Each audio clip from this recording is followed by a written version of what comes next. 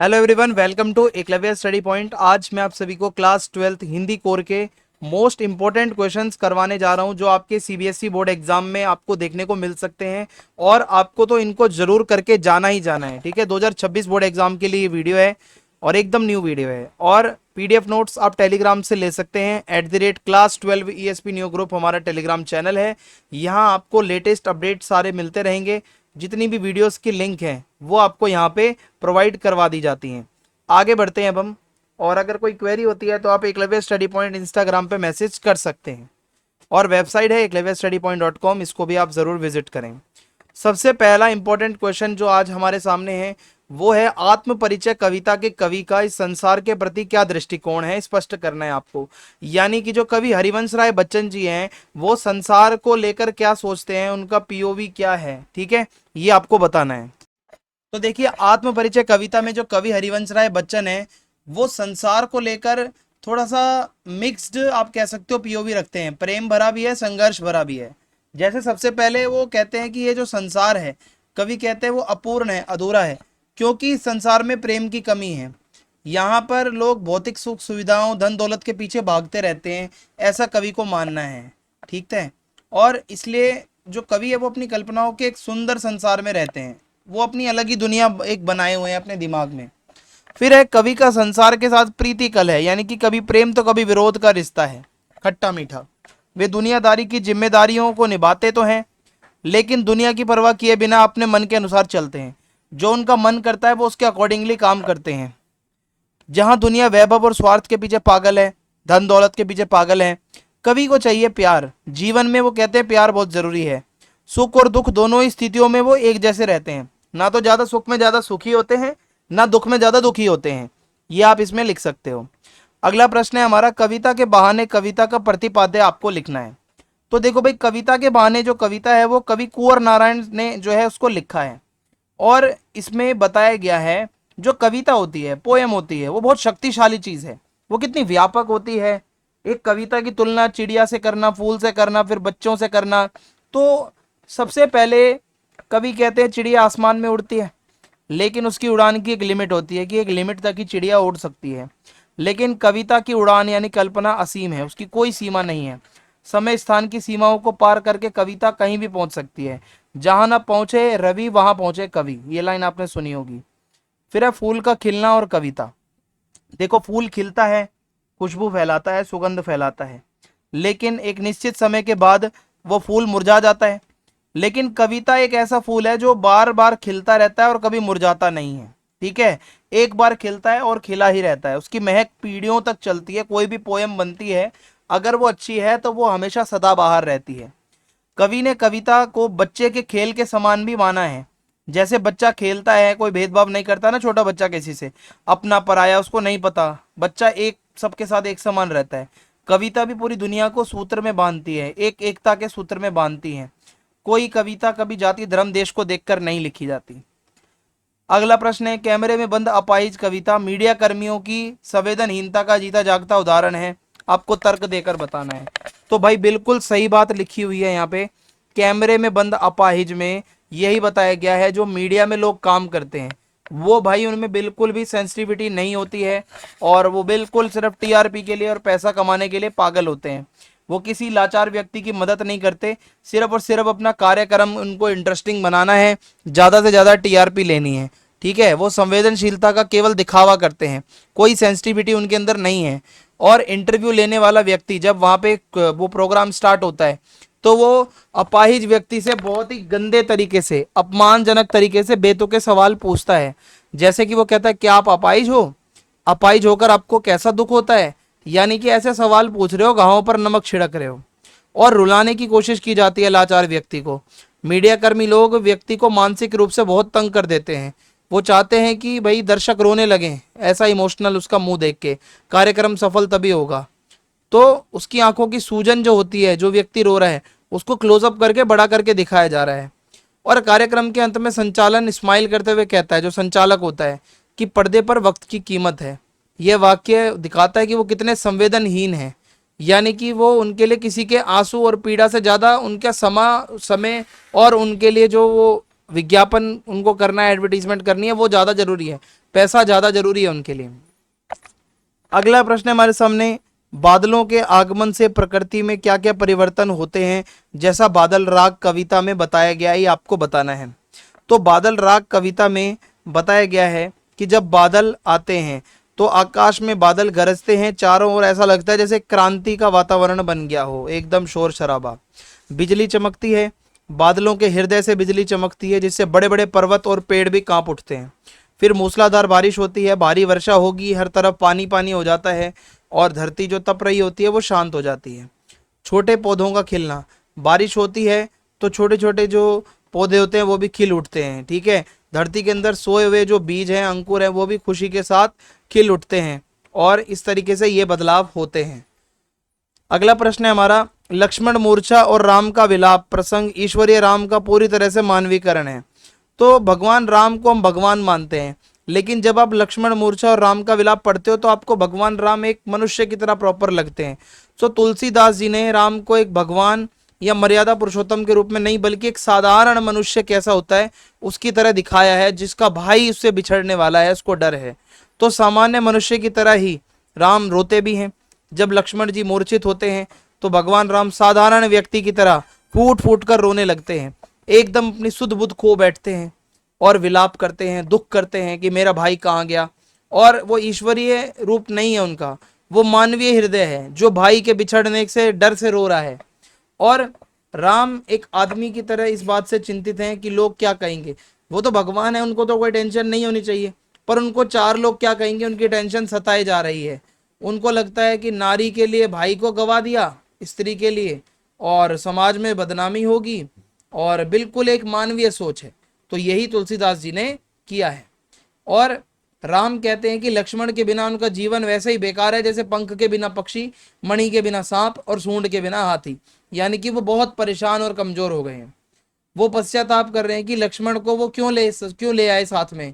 वे यहाँ तक कह देते कि यदि उन्हें पता होता कि वन में अगर उनका भाई उनसे बिछड़ जाएगा तो वो पिता का भी वचन टाल देते। भाई ये दिखाता है कि वो कितने मनुष्य की तरह बात कर रहे हैं। और वो इस बात से दुखी हैं कि वो अयोध्या लौटकर माता सुमित्रा को मुंह क्या दिखाएंगे।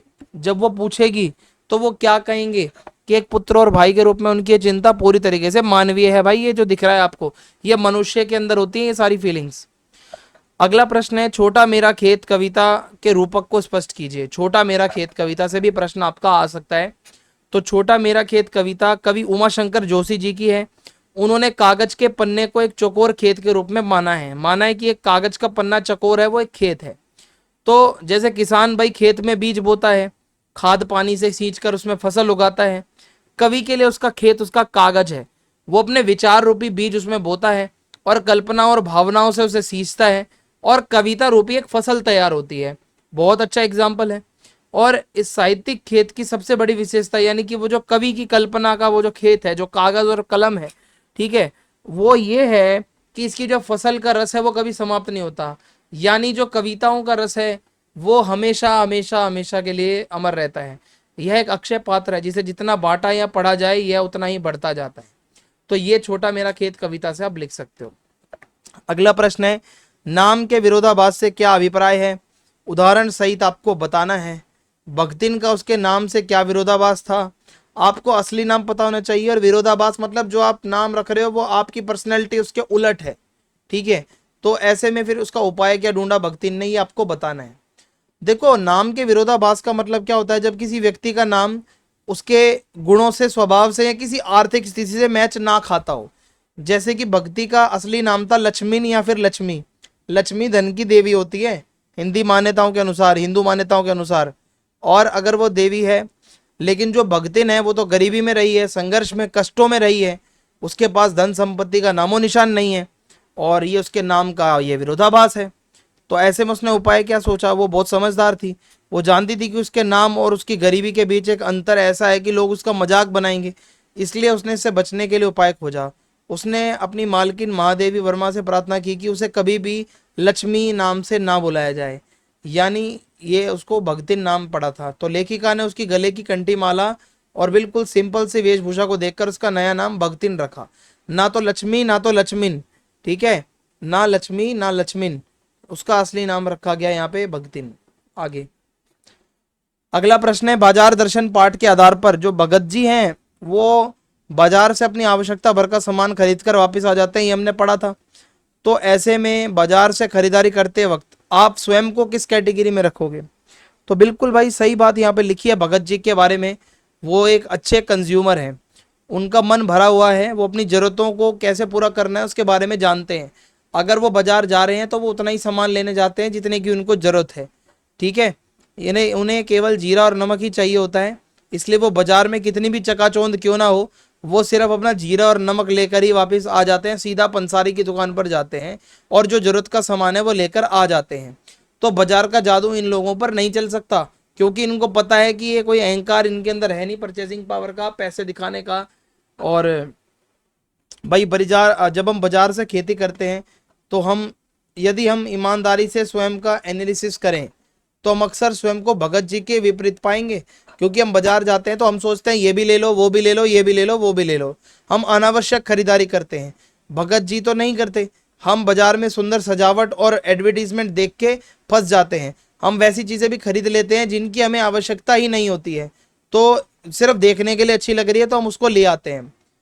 इसके अलावा तो इसमें बताया गया है कि जब मन खाली होता है, यदि हमें पता ही नहीं है ना हमें लेना क्या है, तो बाजार की सब चीज़ें आपको लगेंगी कि ये भी अच्छा है, वो भी अच्छा है। तो मॉडर्न आज के टाइम में यही है, उपभोक्तावाद और सेल, एडवर्टीजमेंट दिखा के सेल करना।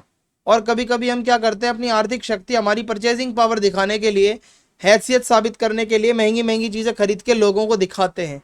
आप में संयम ही नहीं होता। अगला प्रश्न है, काले मेघा पानी दे। ठीक है भाई, काले मेघा पानी दे, काले मेघा पानी दे जो पाठ है उसके संदर्भ में तर्कपूर्ण उत्तर दीजिए कि जो पारंपरिक विश्वास समाज के लिए हानिकारक नहीं है पर विज्ञान सम्मत भी नहीं है, क्या हमें उनका पालन करना चाहिए? एक ऐसी चीज़, एक ऐसी आप मान के चलो चीज़ है जो चली आ रही है समाज में, जिससे कोई नुकसान भी नहीं है, लेकिन कोई साइंस भी उसका कोई प्रमाण नहीं देती, तो क्या आप उसको मानोगे? जैसे अगर मैं बता कि पाठ में लेखक हैं जो कि विज्ञान और तर्क को ज़्यादा सही मानते हैं, और एक तरफ जीजी एक कैरेक्टर है जो कि पुराने धार्मिक विश्वासों को, परंपराओं को ज़्यादा मानती है, तो एक द्वंद्व है उनमें, ठीक है, कि क्या सही है और क्या गलत है। जैसे कठिन समय में मान लो कभी सूखा पड़ गया, पानी नहीं है, तर्क और विज्ञान कभी कभी मनुष्य को हताश कर देगा, लेकिन पारंपरिक जो एक विश्वास चला आ रहा है वो उसे धैर्य देगा। इंदर सेना पर पानी फेंकना वैज्ञानिक रूप से बर्बादी है। आपको लगेगा भाई बच्चे की सेना जा रही है, छोटे बच्चे गली में हैं, उनके ऊपर पानी फेंक रहे हैं जबकि पानी की कमी है, तो आप पानी को वेस्ट कर रहे हो। लेकिन मन में विश्वास है कि अगर आप उन पे पानी डालोगे, ये एक परंपरा है, तो बारिश होगी। कई परंपराएं हमारे समाज की संस्कृति से जुड़ी हुई होती हैं, जड़ों से जुड़ी हुई होती हैं। यदि वे किसी का अहित नहीं कर रही हैं तो समाज में एकता और सामूहिकता की भावना पैदा करती है, किसी का उसमें कोई नुकसान नहीं हो रहा है। जीजी का ये कहना था कि देखो कुछ पाने के लिए कुछ देना पड़ता है। आप अगर ज़्यादा बारिश चाहते हो अगर, तो आपको अभी वो इंद्र सेना पर पानी डालना पड़ेगा, ठीक है, जबकि ये विज्ञान ऐसा नहीं मानता। और विज्ञान बुद्धि का विषय है जबकि विश्वास दिल का विषय है। मनुष्य केवल बुद्धि से तो नहीं जी सकता, कभी कभी आपको भावना और अपना दिल भी देखना पड़ता है ना भाई। फिर है शिरीष, आज के संदर्भ में हमें क्या संदेश देता है, पाठ के आधार पर आपको बताना है। देखो शिरीष का फूल आज के कठिन समय में हमें जीने की एक इच्छा दिखाता है कि भाई आप कठिन से कठिन समय में भी जी सकते हो। अनासक्ति यानी डिटैचमेंट, ज़्यादा किसी के क्लोज नहीं रहना। तो जिस प्रकार जो शिरीष का फूल है वो भीषण गर्मी, कितनी भी लू चले, शांत रहता है, लहलाता रहता है, उसी प्रकार मनुष्य को भी जीवन के दुख कितने भी आए, कितनी भी विपरीत स्थिति आ जाए, हार नहीं माननी है आपको, ठीक है।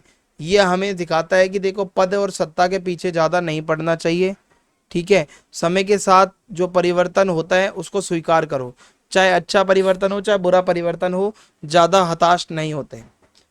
फिर है डॉक्टर अंबेडकर के अनुसार किसी भी सभ्य समाज के लिए समता क्यों अनिवार्य है? समता, बराबरी, इक्विटी, क्योंकि ये देखो कईयों को लगता है कि पूरी तरीके से बराबरी तो भाई शायद समाज में ना ही हो पाए, क्योंकि जन्म और प्रतिभा हर किसी की अलग होती है, किसी में स्किल्स ज़्यादा होती है, किसी में कम होती है, लेकिन अवसर तो दे सकते हैं। समाज के सभी सदस्यों को अपनी क्षमताओं को विकास करने का एक एक स्टार्टिंग लाइन तो सेम दे सकते हैं, शुरुआत, और एक मतलब जो बिहेवियर है वो तो सबसे इक्वली करें। यदि हम जन्म या सामाजिक स्तर के आधार पर लोगों के साथ अलग अलग व्यवहार करेंगे तो लोगों की प्रतिभा तो दब जाएगी। आप सिर्फ अगर ऊंची जात वालों को ही सब कुछ दोगे तो भाई निम्न कोटि के जो अगर आप मतलब किसी को समाज में समझ रहे हो उसका तो कुछ हो ही नहीं पाएगा। फिर है मानवीय गरिमा। तो अंबेडकर जी ये मानते हैं कि किसी व्यक्ति को उसके वंश, माता पिता की सामाजिक स्थिति और ये सब चीज़ें नहीं देखनी चाहिए, ठीक है, भेदभाव नहीं करना चाहिए सब देख के, ठीक है। तो अंबेडकर जी का ये मानना था कि किसी व्यक्ति को ऐसे भेदभाव करके नहीं देखना चाहिए, वो जितना काम कर रहा है, एफर्ट्स कर रहा है, उसकी इज्जत करनी चाहिए, समान आप सबको बराबरी का दर्जा दो। और एक राजनीतिज्ञ या समाज सुधारक को समाज के सभी वर्गों के साथ समान व्यवहार करना पड़ता है। आप समाज सुधारने की बात कर रहे हो तो आप समाज में सबको साथ लेकर चलोगे, तो हर किसी की ज़रूरतें अलग होती हैं, लेकिन समाज का नियम एक समान ही होना चाहिए, ठीक है, तभी सही रहेगा। और समता, स्वतंत्रता और भाईचारा ये होगा, अगर ये नहीं होगा ना तो आदर्श समाज तो कभी हो नहीं सकेगा। अगर आदर्श समाज बनाना है, एक अच्छा आइडियल सोसाइटी बनानी है, तो ये सब आपको देना पड़ेगा, समाज के अंदर ये होना चाहिए। पहलवान की ढोलक कहानी के आधार पर ग्रामीणों की गरीबी और असहायता पर आपको एक टिप्पणी करनी है, बताना है कि आखिर क्या प्रॉब्लम है। देखो भाई, पहलवान की ढोलक जो कहानी है वो दिखाती है एक गांव की कहानी जहाँ के लोग बहुत परेशान हैं, बहुत तंग हैं, प्रकृति का प्रकोप बहुत ज़्यादा है। सबसे पहले तो गांव के अंदर अकाल चल रहा है, खाने के लिए कुछ नहीं है, और महामारी, हैजा, मलेरिया, ये सब इसकी चपेट में पूरा गांव है। गरीबी बहुत ज़्यादा है, लोगों के पास खाने के लिए आज अनाज नहीं है, बीमारी से लड़ने के लिए दवा नहीं है, रोज़ 2-3 लाशें गांव में उठ रही हैं। ग्रामीणों की गरीबी का आलम यह है कि मरने वालों को कफन तक नसीब नहीं होता। लोग इतने असहाय हो गए हैं कि वो अंतिम संस्कार भी सही से नहीं कर पा रहे हैं, लाशों को नदी में बहाना पड़ रहा है। पूरे गांव में मौत ही मौत है, सन्नाटा ही सन्नाटा है, लोग खुलकर रो भी नहीं पाते हैं, इतने लोग कमज़ोर हो गए हैं। उन्हें डर है कि भाई दूसरों का मनोबल टूट जाएगा अगर हम रोते हैं तो। और जब डॉक्टर, दवा और सरकार सब विफल हो जाते हैं तो ग्रामीण पूरी तरीके से लोग उम्मीद छोड़ के बैठे हुए हैं। ऐसे में पहलवान की ढोलक, लुट्टन पहलवान की ढोलक जब वो बजाता है तो लोगों में एक शक्ति आती है। तो राजा साहब के बाद नए राजकुमार का सत्ता में आना और पहलवान को निकाल देना ये दिखाता है कि गरीब और बेसहारा लोगों के मनोरंजन और उनकी कला की कीमत नई व्यवस्था में कुछ भी नहीं है। ये जब कहानी आपने पढ़ी होगी तो आपको पता चला होगा कि राजा साहब के बाद नए राजकुमार जो बने थे उन्होंने पहलवानों को निकाल दिया था अपने राज दरबार से, तो ठीक है, लुट्टन को भी निकाल दिया गया था। अगला प्रश्न है, यशोधर बाबू की पत्नी का समय के साथ परिवर्तित होना आपकी दृष्टि में कहाँ तक उचित है? देखो भाई, यशोधर बाबू सिल्वर वेडिंग वाले, उनकी बीवी टाइम के साथ चेंज हो रही है, तो क्या ये सही है या गलत है, आपको बताना है। देखो भाई, यशोधर बाबू की पत्नी जो है वो अपने बच्चों और अपने पति के बीच एक ब्रिज का काम करना चाहती है। यदि वो यशोधर बाबू की तरह पूरी तरीके से पुरानी परंपराओं पर रहेगी तो झगड़े होंगे, बच्चे खुश नहीं रहेंगे, और बच्चों के लिए कुछ करेंगे तो यशोधर बाबू खुश नहीं रहेंगे। वो जानती है कि भाई बदलते समय के साथ तालमेल बहुत जरूरी है।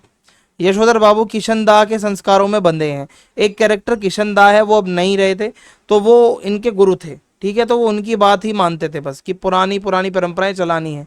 लेकिन उनकी पत्नी जो है ना वो रियलिटी को समझती है, वो समझती है दुनिया आगे बढ़ चुकी है, ठीक है। और पत्नी का तर्क ये है कि उसने अपनी जवानी में यशोधर बाबू के साथ एक जॉइंट फैमिली में वो रही है, अनुशासन उसने पूरा झेला है, तब उसे अपनी इच्छा के अनुसार जीने का अधिकार नहीं था। पर अब बच्चे हो गए हैं तो भाई थोड़ा खुल के जीने दो। तो एक माँ होने के नाते वो अपने बच्चों के साथ भी भावनात्मक रूप से जुड़ी हुई है। वो बच्चों के आधुनिक पहनावे, उनके रहन सहन के तरीके को सपोर्ट करती है, क्योंकि भाई देखो बच्चे बड़े हो गए हैं तो थोड़ा सा करना पड़ेगा। अगला प्रश्न है, पुरातात्विक अवशेषों के आधार पर सिद्ध कीजिए कि सिंधु सभ्यता में भव्यता का आडंबर नहीं था। भव्यता, ज्यादा खुद को बड़ा चढ़ाकर दिखाना, ऐसा इनमें नहीं था। बिल्कुल क्लियर है, जो आपको पुरानी चीजें मिलेंगी, आपको ज्यादा कोई हाईफाई चीजें नहीं मिलती हैं। जैसे आप मिस्र में चले जाओ, मेसोपोटामिया में चले जाओ, वहाँ की जो सभ्यताएं होती हैं ना वो बहुत बड़ी बड़ी भव्य भव्य सी वहाँ इमारतें बनी होती हैं। लेकिन यहाँ कोई विशाल पिरामिड, कोई बहुत ऊंचा मंदिर, कोई राजा का महल नहीं मिला। यानी कि बहुत ही ज़्यादा इनकी जो भव्यता है ना वो इनके इमारतों का आकार नहीं है, इनकी भव्यता है। ये प्लानिंग बहुत अच्छी करते थे, नदी नाली और ये आपकी नहरें कैसे मैनेज करनी है, कुएं, ये सब इनको अच्छे से आता था। खुदाई में जो मूर्तियां मिली हैं, राजा की मूर्ति बहुत छोटी है, उसका मुकुट भी बहुत सिंपल सा है। अवशेष मिले हैं सोने चांदी के भारी आभूषणों या कीमती रत्नों का प्रदर्शन नहीं मिलता उतना जितना बाकी सभ्यताओं में सोना चांदी मिला है। और इस शहर की सड़कें जो थी वो सीधी थी। अगर आप सिंधु सभ्यता में देखोगे तो बिल्कुल 90 डिग्री की सड़कें हैं आपको देखने को मिलती है। जल निकासी की व्यवस्था भी बहुत अच्छी थी, ठीक है। और इसके अलावा घरों का निर्माण पक्की ईंटों से किया गया था, बहुत पक्के से अच्छे अच्छे घर बना रखे थे, लेकिन उनमें किसी प्रकार की कोई फालतू सजावट, कोई दिखावा, कोई ऐसी चीजें नहीं थी। जो जितनी उपयोगिता है उसी को ध्यान में रखकर इन्होंने अपने घरों को बनाया था। यहाँ से जो बर्तन मिले हैं, मोहरें मिली हैं, खिलौने मिले हैं, बहुत सिंपल और सुंदर हैं। तो लेखक के अनुसार यहाँ पर राज पोषित या धर्म पोषित कुछ भी नहीं था, यहाँ समाज पोषित था, सब कुछ समाज के लिए सब कुछ होता था। कोई बड़े घातक हथियार वगैरह भी नहीं मिलते हैं, यानी कि कोई सैन्य प्रदर्शन करने का भी इनमें शौक नहीं था।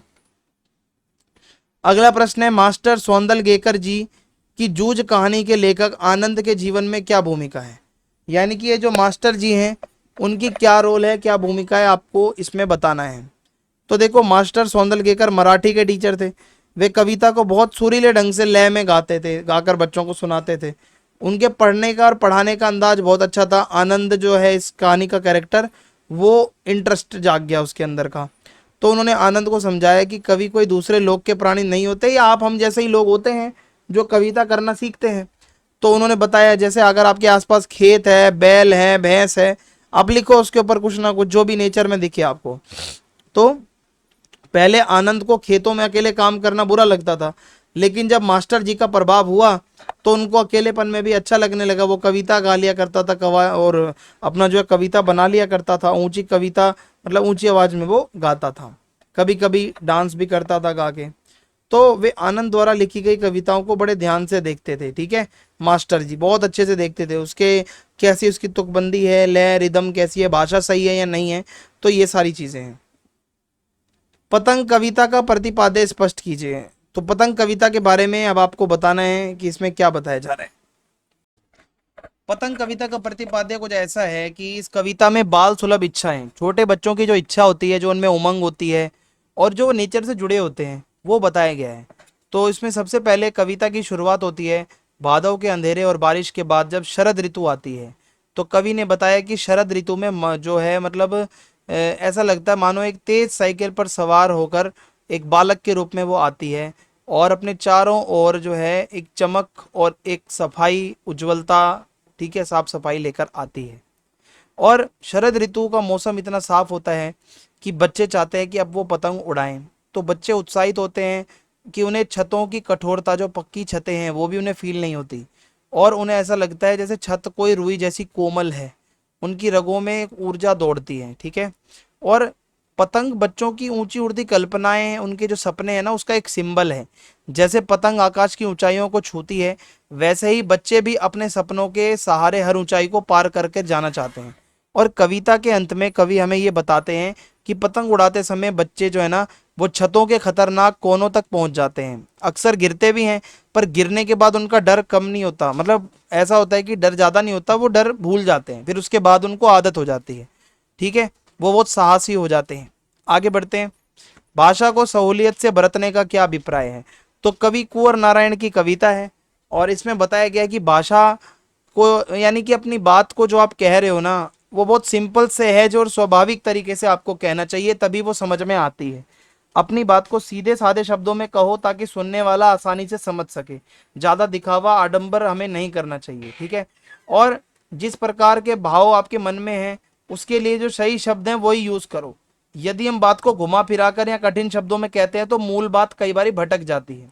अक्सर लोग अपने विद्वता दिखाने के लिए, ज्यादा एडवांस चलने के लिए जानबूझकर कठिन या फिर ऐसी भाषा का यूज करते हैं जो अक्सर समझ में नहीं आती है।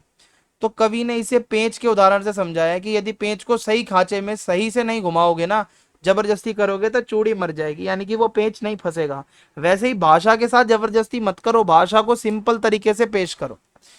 छोटे चौकोने खेत को कागज का पन्ना कहने में क्या अर्थ है। तो ये कागज का पन्ना और खेत वाला क्वेश्चन पीछे भी आ रखा है, ये रिपीटेड क्वेश्चन है, आप इसको जरूर कर लेना, ठीक है। आगे बढ़ते हैं। कवितावली के छंद के आधार पर लिखिए कि पेट की आग से क्या तात्पर्य है, उसकी तुलना बड़वाग्नि से क्यों की गई है। देखो, कवितावली के अंदर तुलसीदास जी का जो छंद है उसमें बताया गया है कि देखो, भूख के कारण, बहुत एक गरीबी के कारण एक तड़प होती है, कवि कहते हैं कि ये भूख ही वो मुख्य शक्ति है जो मनुष्य को दर दर भटकाती है, गलत काम करने की तरफ ले जाती है, कठिन परिश्रम करवाती है। अगर पेट की बात ना हो तो इंसान कभी गलत काम भी नहीं करेगा। तो समुंदर की जो आग है उससे हमारे पेट की अग्नि की तुलना की गई है, क्योंकि समुद्री आग को बुझाना बहुत कठिन है, पर तुलसीदास कहते हैं पेट की आग को बुझाना उससे भी ज्यादा भयानक और विनाशकारी है। जिस प्रकार समुद्र की आग पानी के बीच रहकर भी नहीं बुझती, उसी प्रकार गरीबी और भूख की आग साधारण साधनों से शांत नहीं होती है। हमें सिर्फ और सिर्फ भगवान राम का आशीर्वाद मिलेगा, तभी कुछ कृपा बरसेगी तो ये अग्नि शांत होगी। फिर है अगला प्रश्न हमारा, ये विरोधाभास वाला प्रश्न है, भक्तिन और लक्ष्मी वाला। आपको स्टार लगा के बताया जा रहा है कि ये प्रश्न पीछे करवा दिया गया है। ठीक है, आगे बढ़ते हैं। बाजार दर्शन के आधार पर बाजार का जादू चढ़ने और उतरने का क्या मतलब है, ये आपसे पूछा जा रहा है। बाजार मार्केट में जब आप जाते हो तो जादू चढ़ता है। जब आपका मन खाली होगा, आपको जरूरत का सामान ना खरीद के आप दूसरे सामानों की तरफ अट्रैक्ट हो जाते हो, जेब में पैसा फुल है, तो बाजार की चमक धमक सजावट देखकर मनुष्य को सम्मोहन हो जाता है। उसे लगने लगता है कि बाजार की हर वस्तु मेरे लिए ही बनी है और इसके बिना मेरा जीवन अधूरा है। तो ऐसे आकर्षण में फंसकर हम फालतू चीजें खरीद तो लेते हैं जिसकी कोई जरूरत भी नहीं होती है, और हम अपनी परचेजिंग पावर दिखाने के चक्कर में ये सब करते हैं। फिर जादू उतरता है। जब आकर्षण खत्म हो जाएगा तो एहसास होगा कि भाई जेब खाली हो गई। ठीक है, सुख सुविधा के लिए जो मतलब ये चीजें खरीदी थी अब उसमें और परेशानी हो रही है। तो जादू उतरने पर मनुष्य को अपनी गलती का एहसास होता है कि जरूरत का सामान नहीं खरीदा, दिखावे के लिए पैसा बर्बाद कर दिया। ठीक है भाई। लुट्टन पहलवान ने ऐसा क्यों कहा होगा कि मेरा गुरु कोई पहलवान नहीं, यही ढोल है। तो ये ढोल और गुरु वाला प्रश्न भी अक्सर आया हुआ है। देखो भाई, कोई भी लुट्टन पहलवान का कोई गुरु कोई इंसान नहीं था। जो उसने कुश्ती के दांव पेच सीखे थे वो किसी उस्ताद से नहीं सीखे थे। बचपन से ही वो ढोल की थाप को सुनकर बड़ा हुआ है। उसने ढोल बचपन से सुना है, कुश्ती को उसने बहुत बारीकी से सीखा है। दंगल के मैदान में जब लुट्टन को प्रॉब्लम होती थी तो ढोल की आवाज सुनकर उसके नसों में बिजली आ जाती थी।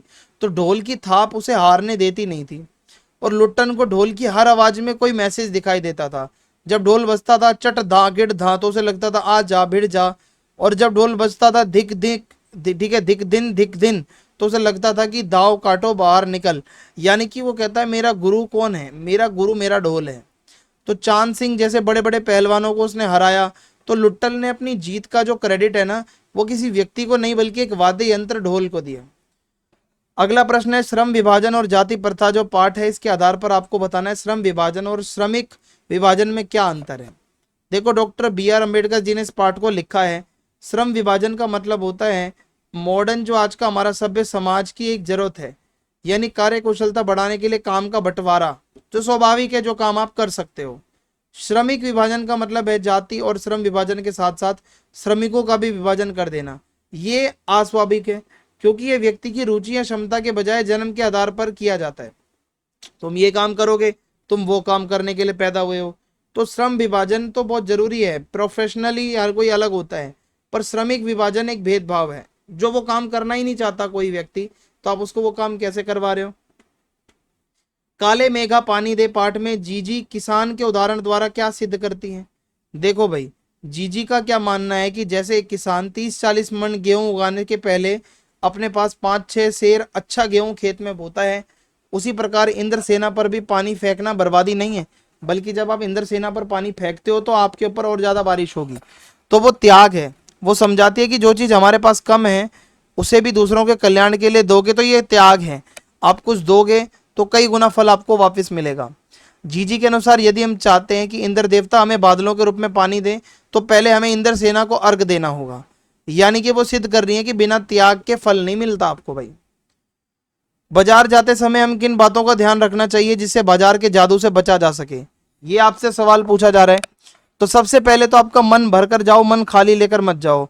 बाजार जाने से पहले आप तय कर लो कि वास्तव में आपको चाहिए क्या। यदि मन में एक निश्चित लक्ष्य है तो चमक दमक से आपका कुछ नहीं बिगड़ने वाला। जब मन खाली होगा, अगर आपको पता ही नहीं है लेना क्या है, तो बाजार की हर चीज आपको अपनी तरफ खींचेगी। आप दिखावे से बचो, अपनी आर्थिक शक्ति परचेजिंग पावर को दिखाओ मत, ये अनावश्यक खरीदारी मत करो। इससे बाजार का बाजारूपन बढ़ता है अगर आप ऐसा कुछ गलत करोगे तो, ठीक है, और हमारा ही नुकसान होगा। बाजार जाते समय अपनी अपनी इच्छाओं पर कंट्रोल रखना चाहिए। हमें भगत जी जैसा बनना चाहिए, जैसे वो चूरण वाले भगत जी हैं, जिन्हें पता होता है कि केवल काला नमक और जीरा ही बस उनको डेली चाहिए, बाजार से और कुछ नहीं लाते वो। तो बाजार की चकाचौंध में ये नहीं बोलना चाहिए कि वस्तु हमारे आराम के लिए है या दिखावे के लिए है, दिखावे वाला सामान कभी मत लो। सिल्वर वेडिंग कहानी की मुख्य समस्या क्या है? देखो भाई, ये सिल्वर वेडिंग जो कहानी है, ये जनरेशन गैप की कहानी है। मेन कैरेक्टर है इसमें यशोधर बाबू, पुरानी मान्यताओं को वो मानते हैं, सिंपल सादगी भरा जीवन जीना चाहते हैं। बच्चे उनके मॉडर्न हैं, थोड़ा दिखावे की संस्कृति को अपनाते हैं। इनकी वजह से ही, ये बातों की वजह से मतभेद है। अगला प्रश्न है, जूझ कहानी के लेखक का संघर्ष हमारे लिए प्रेरणादायक कैसे है? देखो भाई, लेखक के पिता, जिसको वो दादा कहते हैं, उसे स्कूल जाने से रोका करते थे, खेतों के काम में लगा देते थे। इसके बावजूद भी लेखक ने पढ़ाई के प्रति इच्छा को मरने नहीं दिया। ये दिखाता है कि लक्ष्य के प्रति समर्पित रहो, बाधाएं कितनी भी क्यों ना हो। स्कूल जाने की जब उसको परमिशन मिली तो उसके लिए लेखक ने अपने पिता की सभी कठिन शर्तें मानी। पहले तो उसके पिता उसको जाने नहीं दे रहे थे, जब जाने दिया तो बहुत, मतलब मान के चलो, ऐसी ऐसी शर्तें मानी जो शायद कोई नहीं मानता। वे सुबह स्कूल जाने से पहले खेत में काम भी करता था लेखक, स्कूल लौटकर पशु चराता था, इतनी मेहनत करता था, हार नहीं मानी। तो जब लेखक के पिता पढ़ाई के खिलाफ थे तो उन्होंने चतुराई और साहस से काम लिया। उन्होंने अपनी माँ और गांव के सबसे प्रभावशाली व्यक्ति दत्ताजी राव की मदद ले ली और पिता को मना लिया। सूझबूझ से उसने अपना सारा काम किया। तो भाई, लेखक ने खेत में काम करते समय और भैंस चराते समय भी अपनी पढ़ाई और कविता लेखन जारी रखा। कविताएं उसके वो खेत में भी बनाता था। उन्होंने अकेलेपन को अपनी कमजोरी नहीं बल्कि अपनी ताकत बनाया। सिंधु सभ्यता को लघुता में भी महत्ता का अनुभव, ये देखो भाई, ये पीछे क्वेश्चन आया हुआ है तो आप इसको कर लेना है। सेम क्वेश्चन पीछे आया था, ठीक है, भव्यता और लघुता वाला, आप इसको लिख सकते हो। अगला प्रश्न है यहाँ पे हमारे सामने, जन्म से ही वे अपने साथ लाते हैं कपास। पतंग कविता के आधार पर आपको बताना है कि ऐसा किसके लिए और क्यों कहा जा रहा है। देखो भाई, जिस प्रकार जो रुई होती है बहुत कोमल, मुलायम, लचीली होती है, वैसे ही बच्चों का शरीर भी बिल्कुल कोमल होता है, एकदम लचीला होता है। उनकी हड्डियां, मांसपेशियां बहुत लचीली होती हैं। तो कपास चोट या दबाव को सोख लेती है, ठीक है। इसी तरह बच्चे खेलते समय छतों पर जब दौड़ते समय गिरते पड़ते हैं, लेकिन उनकी कोमलता उन्हें गंभीर चोट से बचा लेती है। और वो गिरकर बच्चा गिर भी गया ना तो वो फिर भी खड़ा हो जाता है। कपास बहुत हल्की होती है, आपको पता है। कविता का मानना है, अगर आप देखो, कवि का मानना है कि बच्चे भी कपास की तरह ही हैं, हल्के फुल्के से। वे जब खेतों पर बेसुध होकर दौड़ते हैं तो ऐसा लगता है मानो वे जमीन पर नहीं है बल्कि हवा में है। कपास का सफेद रंग होता है, आपको पता है, और उसकी शुद्धता बच्चों के मन की मासूमियत और निश्चल स्वभाव का प्रतीक है कि वो कितनी शुद्ध है। वैसे ही बच्चों का मन भी बिल्कुल शुद्ध और साफ होता है। अगला सवाल है हमारे यहाँ पे, अगला प्रश्न है, बात सीधी थी पर कविता के आधार पर आपको बताना है कि कवि ने भाषा को सहूलियत से बरतने की सलाह क्यों दी है। तो ये क्वेश्चन पीछे भी आ रखा है, रिपीटेड है, आप इसको भी जरूर कर लेना। अगर 2 बारी ये आ रहा है तो आप इसको जरूर कर लें, ठीक है। सिंधु सभ्यता वाला भी आपको जरूर कर लेना है। इसके अलावा जन्म से ही वे अपने साथ लाते हैं कपास, ये पतंग वाला प्रश्न, ये भी मैंने आपको पीछे बताया था, ये भी रिपीटेड है, आप इन क्वेश्चंस को जरूर करना। अगला प्रश्न है हमारा, फिराक की रुबाइयों में उभरे घरेलू जीवन के बिंबों का सौंदर्य स्पष्ट कीजिए। देखो, ये जो रुबाइयां नाम से काव्य खंड में आपके एक वो दिया हुआ है, उसमें सबसे पहले तो माँ और बच्चे का प्यार दिखाया गया है। फिराक गोरखपुरी ने माँ द्वारा बच्चे को नहलाना, साफ कपड़े पहनाना, बाल को ठीक करना, ये दृश्य बहुत अच्छे से बताए हैं। जब माँ बच्चे को घुटनों में लेकर कपड़े पहनाती है, प्यार से देखती है, तो वो मतलब सामने आपको लगेगा जैसे सच में हो रहा हो। चांद और आईने का फिर बिंब आया है। बच्चे का चांद के लिए जिद करना कि माँ मुझे चांद चाहिए, और माँ उसे आईना दिखाती है चांद पे करके कि ये लो बेटा। ये बहुत सुंदर और बहुत अद्भुत घरेलू बिंब है। ये ना केवल माँ की ममता है बल्कि बच्चे की मासूमियत है, बच्चा कितना कल्पनाशील है। फिर है त्योहारों का उल्लास। जब दीपावली का अवसर होता है तो घर पर रंगाई पुताई, साफ सफाई चल रही होती है, ठीक है। माँ जो है मिट्टी के दिए जलाती है। ये भी दिखाता है कि हर भारत के घर में ऐसा होता है, ठीक है। चीनी के खिलौनों के रूप में बच्चों की खुशी का वर्णन ही मतलब बहुत स्वाभाविक है। ये खिलौने वगैरह बहुत अच्छे लगते हैं। और रक्षाबंधन का अवसर आता है तो बिजली की चमक की तरह राखी के धागे चमकते हैं। भाई बहन का पवित्र रिश्ता होता है, ठीक है। तो इन बिंबों की सबसे बड़ी विशेषता यही है कि इनकी भाषा लोकप्रिय हिंदुस्तानी भाषा है, ठीक है। इसको आम बोलचाल की भाषा में इसको बनाया गया है। तो ये केवल कविता नहीं है, बल्कि गांव देहात शहर का मिडिल क्लास सबको जोड़कर इसमें बहुत बढ़िया से वात्सल्य रस, जो माँ की ममता है, वो इसमें दिखाने की कोशिश की गई है। दिन जल्दी जल्दी ढलता है कविता है, इसके आधार पर आपको बताना है कि चिड़िया के परों में चंचलता क्यों आ रही है। देखो, हरिवंश राय बच्चन जी की कविता है दिन जल्दी जल्दी ढलता है, तो चिड़िया के परों में चंचलता आने का मेन कारण क्या है? उसको अपने बच्चों की टेंशन है, जो नन्हे बच्चे घोंसलों में उसकी वेट कर रहे हैं, प्रतीक्षा कर रहे हैं, तो बच्चों के प्रति बहुत ममता है, वात्सल्य है, तो एक व्याकुलता सी हो रही है उनको बहुत ज्यादा, कि मतलब मेरे बच्चे मेरा वेट कर रहे होंगे। तो कविता में कहा गया है कि बच्चे जो हैं वो घोंसलों से झांक रहे होंगे, ठीक है, वो अपनी माँ से लौटने और उनके भोजन लाने का वेट कर रहे होंगे, क्योंकि माँ ही तो भोजन खिलाएगी। तो बच्चों की इस तड़प का एहसास ही चिड़िया की थकान मिटाकर उसके पंखों में गति भर दे रहा है। यानी कि वो एकदम से, बच्चे तड़प रहे होंगे, उसको लग रहा होगा, तो वो तेजी से चलने लगती है। सूरज डूबे जा रहा है, दिन तेजी से ढल रहा है, तो चिड़िया को डर है कोई रात ना हो जाए, ठीक है, देर ना हो जाए, अंधेरा होने से पहले ही वो सेफली घर पहुंच जाए, ठीक है, तो वो रफ्तार बढ़ा देती है। अगला प्रश्न है, उषा कविता में राख से लिपा हुआ चौका अभी गीला पड़ा है, इसका क्या मतलब है? देखो भाई, होता क्या है, सुबह के समय, भोर के समय आकाश का रंग लगता है जैसे गहरा स्लेटी और मटमैला सा। ठीक वैसा ही लगता है जैसे राख और पानी मिला के अगर आप जो है रसोई का जो चौका होता है वैसा बनाते हो। तो गांव में सुबह सुबह चौके को लीपना उसे स्वच्छ और नए दिन के लिए तैयार करने का एक प्रतीक है। तो सुबह का आकाश भी बहुत सुंदर साफ सुथरा होता है, प्रदूषण मुक्त होता है। कोष्टक में लिखा शब्द है कि यहाँ पे आपने देखा ना, अभी गीला पड़ा है, ये है वातावरण में ओस होती है, सुबह के समय नमी होती है। जैसे गीला चौका अधिक गहरा और साफ दिखता है, उसी प्रकार नमी में आकाश के रंग भी बहुत गहरे और ताजे दिखते हैं। तो कवि ने प्रकृति में जो ये जादुई परिवर्तन होते हैं उसको समझाने के लिए घरेलू एग्जाम्पल्स, बिंबों का यूज किया है, जो आपको समझ में आ सके, ठीक है।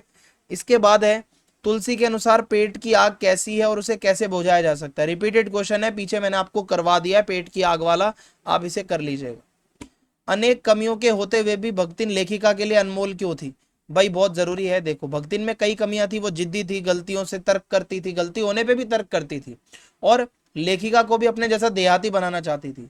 लेकिन वो हनुमान के जैसे स्वामी भक्त थी। भक्तिन लेखिका के प्रति बहुत समर्पित थी भाई। उसकी तुलना हनुमान जी से की गई है, क्योंकि लेखिका की सेवा ही वो अपना धर्म मानती है, और वो लेखिका के सुख दुख में एक छाया की तरह उसके साथ रहती है हमेशा।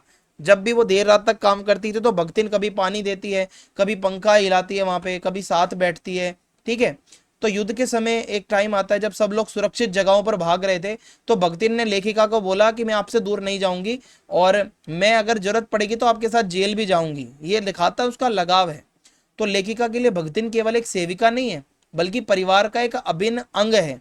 लेखिका को लगता था कि भाई भक्तिन के बिना उनका जीवन और घर बिल्कुल अधूरा ही रहेगा। यही आवाज मृत गांव में संजीवनी शक्ति भरती रहती थी। पहलवान की ढोलक पाठ के आधार पर आपको बताना है गांव को मृत क्यों। देखो, मैंने पीछे बताया था, गांव में बीमारियां थी, हैजा थी, सारे लोग मर रहे थे, बताया था, और ऐसे में सन्नाटे में संजीवनी का कार्य करता था, ये भी बताया था। तो ये वाला भी प्रश्न पीछे आ रखा है, आपको मैंने ये करवा दिया है, आप इसको भी जरूर करके जाना। लेखक ने शिरीष को अवधूत के रूप में क्यों बताया है? भाई ये भी हमने पीछे किया है। विपरीत परिस्थितियों में भी वो अडिग रहता है, वो डिटैचमेंट की तरफ रहता है, ज्यादा मोह माया में नहीं रहता। दुनिया की ये आग से प्रभावित हुए बिना वो अपनी मस्ती में मस्त रहता है, ठीक है। वो वायुमंडल से ही अपना रस खींच लेता है, किसी के भरोसे नहीं रहता, धैर्य के साथ रहता है, लंबे समय तक खिलता है शीरीष का फूल, ठीक है। वसंत से लेकर आषाढ़, कभी कभी भादो तक वो खिला रहता है। तो वो सहनशीलता रखता है, धैर्य रखता है अपने साथ, एक सच्चा योगी है, अवधूत यानी योगी। तो लेखक ने शीरीष की तुलना महात्मा गांधी तक से की है। जैसे गांधी जी हिंसा और अराजकता के बीच भी शांत रहते थे, शीरीष भी ठीक वैसा ही है। परचेजिंग पावर का क्या मतलब है, क्या तात्पर्य है, बाजार पर इसका क्या प्रभाव पड़ता है? देखो, परचेजिंग पावर का मतलब होता है क्रय शक्ति, खरीदने की क्षमता। तो ये वो आर्थिक शक्ति है, जब आपके पास पैसा है, मार्केट में आप जा रहे हो, तो आपकी परचेजिंग पावर है। आप जरूरत के बजाय केवल अपने पैसों की गर्मी दिखाने बाजार में जा रहे हो, तो वो आपकी परचेजिंग पावर होती है, पैसों का प्रदर्शन। तो बाजारूपन बढ़ता है इससे। जब लोग केवल शक्ति प्रदर्शन करने के लिए खरीदारी करने जाते हैं, तो बाजारूपन बढ़ जाता है। दुकानदार ग्राहकों को लुभाने के लिए छल कपट महंगा सामान बेचते हैं। यहाँ ग्राहक और दुकानदार के बीच का मानवीय संबंध खत्म हो जाता है, ठगने का वो रहता है, एक वो जुगाड़ लगा रहता है हमेशा। दुकानदार केवल अपना फायदा देखता है, मजबूरी का फायदा उठाता है। परचेजिंग पावर के कारण बाजार उन चीजों से भर जाता है जिनकी समाज को जरूरत ही नहीं है। केवल भोग विलास की चीजें, ठीक है। तो जब बाजार में केवल पैसे का बोलबाला होता है ना, तो वह लोगों के बीच ईर्ष्या, द्वेष, असंतोष, ठीक है, ये सब पैदा करता है। तो बाजार अपनी सार्थकता खो देता है, क्योंकि वह जरूरतें पूरी करने के बजाय केवल दिखावे का केंद्र बन जाता है। अंबेडकर की कल्पना का समाज कैसा होगा, ये मैंने आपको पीछे बताया था। स्वतंत्रता, समता और भाईचारा, ये तीनों चीजें जब समाज में होंगी, पीछे आया हुआ क्वेश्चन है, ये भी रिपीटेड है, ठीक है। तो तभी समाज अच्छा हो पाएगा, जब आप सबको बराबर समझोगे, आजादी दोगे और भाईचारे के साथ रहोगे। पानी दे गुड़धानी दे, काले मेघा पानी दे। इसमें आपको बताना है गुड़धानी क्या होती है। देखो, गुड़धानी का मतलब होता है भुने हुए अनाज, जैसे गेहूं या चना, और गुड़ का मिश्रण। तो गाँव के अंदर क्या होता है, ये बहुत ही लोकप्रिय खाने की चीज है। गुड़धानी का अर्थ यही होता है अन्न या भोजन। तो इसकी मांग क्यों की जा रही है, देखो, इंद्र सेना द्वारा पानी के साथ गुड़धानी की मांग करने के पीछे एक गहरा अर्थ है। होता क्या है, पानी और अन्न एक दूसरे से जुड़े हुए हैं। बिना पानी के ना तो खेतों में अनाज पैदा होगा, ना ही गन्ना जिससे गुड़ बनता है। इसलिए पानी दे गुड़धानी दे, ये क्या है, अच्छी फसल हो और समृद्धि आए। तो प्यास बुझाने के लिए आपको पानी चाहिए, भूख मिटाने के लिए आपको गुड़धानी चाहिए। तो सूखे की स्थिति में जब धरती प्यासी है और लोगों के पास खाने के लाले पड़ेंगे, तो बच्चे क्या करेंगे, मेघों से पानी मांगेंगे, ताकि वो खाना भी उनको मिले और पानी भी मिले। तो गुड़धानी केवल भोजन नहीं है, बल्कि खुशहाली और मिठास का प्रतीक है। जब अच्छी बारिश होगी तो किसान के घर में गुड़ और अनाज का मतलब एकदम स्टॉक फुल रहेगा। फिर यहाँ पे अगला प्रश्न है, सिल्वर वेडिंग कहानी के संदर्भ में वर्तमान समाज के परिवार की संरचना कैसी है और स्वरूप कैसा है, आपको बताना है। देखो, कहानी में दिखाया गया है कि कैसे ज्वाइंट फैमिली की परंपराएं अब खत्म हो रही है।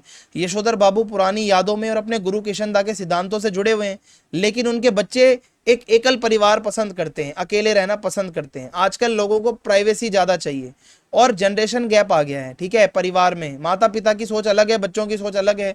तकनीकी प्रगति हो रही है, वेस्टर्न संस्कृति की तरफ हम जा रहे हैं, जिसको किशनदा के अकॉर्डिंगली ही मतलब आप देखोगे कि जसोधर बाबू भी समहाउ इम्प्रॉपर मानते हैं। दिखावा ज्यादा है। सिल्वर वेडिंग जैसी भव्य पार्टी होती है, ये दिखावे का संस्कृति, एक सांस्कृतिक दिखावा है। वर्तमान समाज में लोग अपनी जड़ों को भूल गए हैं, संस्कार को भूल गए हैं, चकाचौंध, दिखावा, वेस्टर्न चीजों में ज्यादा जुड़े हुए हैं। पुराने समय में क्या होता था, परिवार के बड़े सदस्य की बात ही सबसे ऊपर मानी जाती थी, लेकिन कहानी में यशोधर बाबू से बच्चा पूछता तक नहीं है और घर के अंदर सिल्वर वेडिंग पार्टी चल रही है। तो ये दिखा रहा है समाज बहुत बदल गया है। फिर है जूझ शब्द का अर्थ स्पष्ट करते हुए आपको इसका शीर्षक बताना है कि ये कितना औचित्य इसका सिद्ध हो सकता है या नहीं।